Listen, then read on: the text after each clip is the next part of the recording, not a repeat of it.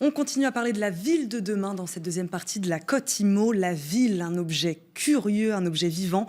Sortons le microscope dans cette deuxième partie et passons là au crible dans l'espoir de la deviner, notamment dans ses évolutions futures. On ouvre la réflexion avec notre invité qui nous accompagne à distance, Thierry Pacaud, philosophe et professeur émérite à l'Institut d'urbanisme de Paris. Bonjour, bienvenue. Bonjour. Bonjour, merci beaucoup de nous accompagner à distance, Thierry Pacaud. Première question, quelles évolutions vous observez notamment dans les mégalopoles actuellement? Alors, les mégalopoles sont à peu près, seront 750 villes multimillionnaires en 2030, c'est-à-dire demain. Et évidemment, lorsque l'on envisageait cette évolution, on la trouvait très positive. C'était avant la Covid, avant la prise en considération, enfin, des enjeux environnementaux, dont climatiques. Et donc, on pensait que plus la ville était grosse, big is beautiful, mieux c'était. Et maintenant, on s'aperçoit que les habitants désertent ces mégalopoles pour aller dans des villes dites à taille humaine, ce qui pose déjà un problème, parce que si une ville n'est pas à taille humaine, est-ce que c'est encore une ville? C'est une question qu'il faut se poser, bien sûr. Et d'autre part, on s'aperçoit que ces mégalopoles n'ont pas résolu des gros problèmes comme celui du logement, puisque ces mégalopoles contiennent en elles-mêmes des bidonvilles. Je signale qu'en 2050, à peu près 2 milliards de bidonvillois, ce qui est considérable évidemment sur une population de 8 à 9 milliards d'habitants. Et puis d'autre part qu'il y a une congestion des transports en commun et des transports individuels, qui fait qu'on n'a pas résolu encore cette question-là. Et on ne va pas la résoudre non plus à coup de voitures électriques ou de patinettes, évidemment. Les enjeux sont tout à fait hauts. Alors, je crois que les évolutions urbaines à venir vont se jouer sur la pluralité des situations. Donc, il faut cesser de parler de la ville, mais saisir les villes dans leur incroyable diversité. Il y aura encore des mégalopoles multimillionnaires, je pense en Chine, peut-être en Russie, peut-être en Inde, mais ailleurs, on va avoir une transformation assez profonde, mais évidemment qui ne vont pas se faire en 5 ans, mais qui sont déjà amorcées. Hein, je constate que les Londoniens quittent un peu le Grand Londres, le Grand Paris, finalement, dans certaines projections démographiques sur 2050, sera moins peuplé que ce qu'on imaginait. Il y aura des phénomènes de birésidentialisation, il y aura des phénomènes qui vont être de plus en plus fréquents, à mon avis, même de résidentialisation. Bon. Et donc, là, on voit bien qu'il nous faut penser le logement non plus comme simplement une habitation, bon, en location ou en accession, mais penser le logement en termes, alors là, je vais le dire un peu philosophiquement, en termes de territorialité de nos existences qui sont entremêlées à nos temporalités de la vie quotidienne. Une question, la technologie, c'est gadget pour vous? Vous parliez des voitures électriques en rigolant quelque peu. La technologie dans la ville de demain, oui, non? Alors, je suis moins confiant que Sylvain tout à l'heure qui évoquait des logiciels qui permettraient de mieux concevoir telle ou telle habitation. Oui, bien sûr, la technologie, ne serait-ce que l'ordinateur qui nous permet de communiquer en ce moment, c'est précieux. Je ne vais pas évidemment dire le contraire, je ne suis pas un technophobe. Mais je pense qu'il ne faut pas nous illusionner.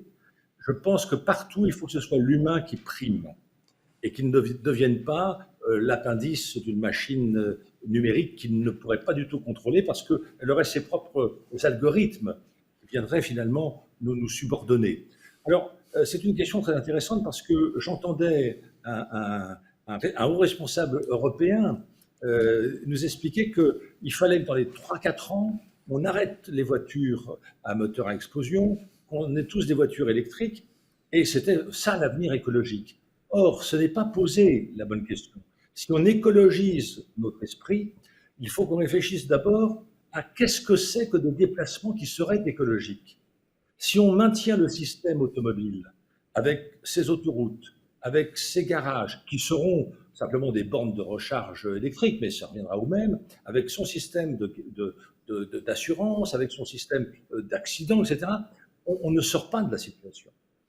Et donc, l'automobile, qu'elle soit électrique ou à moteur, va configurer l'organisation des territoires. Par contre, si on change les systèmes de livraison, si on change les systèmes de déplacement, si on n'a pas besoin de toutes ces mobilités quotidiennement, alors on réorganise différemment le territoire, et peut-être que là, on peut prendre en considération ce qu'il faut faire, la dimension du vivant. Thierry Pacaud, vous rédigez un nouvel ouvrage sur les bidonvilles. D'ailleurs, je crois savoir que vous êtes le seul à utiliser le terme bidonvillois. Vous avez dit tout à l'heure qu'il serait quasiment 2 milliards sur la planète. C'est des objets citadins, je vous cite, non identifiés dans lesquels figure tout de même le mot ville. Qu'est-ce que ça va devenir, ces bidonvilles? Surtout quand vous dites qu'il y a quasiment un cinquième de la population mondiale qui va vivre à l'intérieur de ou qui vit à l'intérieur de ces bidonvilles. Je vais préciser ma question. Ouais. Est-ce que l'existence de ces bidonvilles n'est-elle pas le symbole d'une faillite ou d'un dysfonctionnement structurel de gouvernance des sociétés modernes? Si, bien évidemment. Bien évidemment. C'est qu'on n'a jamais voulu résoudre cette question. Et dans mon livre, je découvrais, parce que je ne savais pas, en lisant des rapports des Nations Unies il y a 50 ans, avec leurs propositions de réforme, de transformation, de résorption des bidonvilles, eh bien, le déroulé des propositions est exactement le même que celui qu'aujourd'hui les mêmes experts, sauf que c'est ceux de la génération d'après, préconisent. Donc, il y a bien là un point aveugle. C'est pour ça que je considère que le bidonville est la part d'ombre de notre urbanisation planétaire. C'est-à-dire qu'on a laissé dans l'ombre une population qu'on n'arrivait pas à intégrer pour des questions économiques. Tout le logement social, dit social, dans les pays d'Afrique aujourd'hui, par exemple, on en construit beaucoup, au Côte d'Ivoire, au Cameroun, etc., ne sont pas destinés aux plus pauvres, mais à une sorte de middle class. Alors, du coup, l'affaire est piégée. Ça, c'est le premier point. Le deuxième point, c'est que, c'est pour ça que je tiens beaucoup au pluriel de bidonville, chaque bidonville en cache un autre. Il y a un bidonville qui est peut-être centenaire, qui a réussi peut-être à être durcifié, c'est-à-dire qu'on a bâti avec des briques ou des adobes, etc. On a pu mettre une couverture un peu plus solide, on a pu peut-être même intégrer des latrines, etc. Et à côté de ça, il y a l'image qu'on a tous du bidonville, c'est-à-dire 3 branchages avec un bout de plastique déchiré. Alors on a ces deux dimensions-là qui coexistent. Thierry, je vais citer un livre que vous avez écrit, qui date de 92, « Ville et civilisation urbaine 18e, 20e siècle ». Je vous cite, « La ville n'est pas seulement un objet physique, elle est aussi un sujet, un acteur actif, je cite, de cette dynamique sociale à laquelle elle participe et dont elle procède. » Vous avez écrit ça en 92. C'est d'une modernité saisissante. On est dans le cœur du sujet, là. Oui, effectivement, je pense que la ville, parce qu'il y en a beaucoup qui la rejettent, j'allais dire un peu hâtivement, je pense que la ville, si on considère que c'est l'heureuse combinaison des 3 qualités que j'avais définies dans d'autres livres, à savoir l'urbanité, la diversité et l'altérité, je pense qu'on est en plein dedans. Et donc, je ne suis pas du tout anti-urbain. Quand j'appelle à décroître les mégalopoles, c'est plus par précaution, j'allais dire, face aux dangers qu'elles font vivre. Je vous signale quand même que sur les 20 plus grandes mégalopoles du monde, 16 sont des ports qui vont devoir affronter la question de la montée des eaux dans les 5 ou 10 ans qui viennent. Et ça va exiger des transformations très importantes. C'est pour ça que je suis un peu moins optimiste que votre invitée précédente, qui dit oui, maintenant ça y est, on a compris, il faut s'y mettre, etc. Non, je pense qu'on s'y met très lentement et trop lentement et que tout le monde ne s'y met pas. Alors, quant à vouloir valoriser les élus, je vous précise quand même qu'en France, par exemple, on peut être un élu du 9-3 dans une municipalité avec 7% des voix.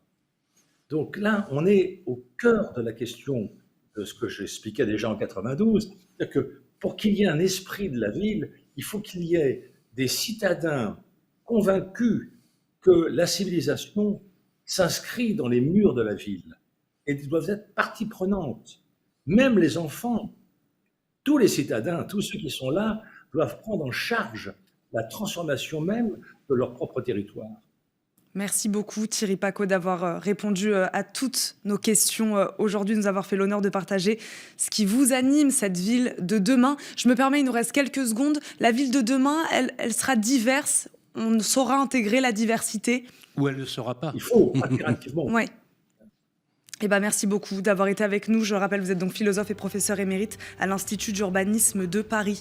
Merci à vous, Sylvain. Ravi d'avoir passé cette semaine à vos côtés. Absolument. Merci, Eva. Et d'ailleurs, lundi prochain, notre ami Nicolas Panier Sera de va retour. reprendre le relais. Mais vous nous promettez de revenir nous voir, bien sûr, Eva. Bien sûr. Avec qui nous avons eu beaucoup de plaisir à passer ces 15 derniers jours. Et oui, c'est la fin de la semaine. Vous étiez bien sur la Côte Imo, en direct justement de Bismart et de Radio Imo chaque jour à midi. C'est le magazine de l'immobilier. Merci à tous nos invités d'avoir participé à cette émission aujourd'hui où on a parlé philosophie, patrimoine et architecture. On va vous souhaiter un excellent week-end. On se retrouve lundi pour parler tech.